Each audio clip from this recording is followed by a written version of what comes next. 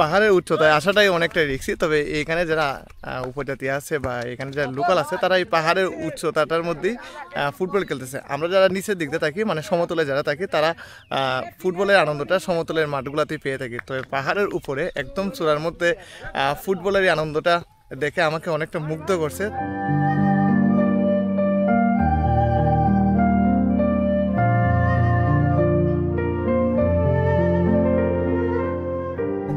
এই জায়গাটার মধ্যে সবচেয়ে ইম্পর্টেন্ট হচ্ছে এখানের মধ্যে সব ধরনের প্লেয়ার আছে। এখানে মেসি, আর্জেন্টিনা, ব্রাজিল, মানে ফুটবল খেলার মধ্যে আপনি মোটামুটি ভেদাভেদ থাকলো এই জায়গাটার মধ্যে কোনো ভেদাভেদ নাই। আপনি সব ধরনের প্লেয়ার মানে আন্তর্জাতিক সব প্লেয়ার এক জায়গার মধ্যে আমরা পাইলিছি।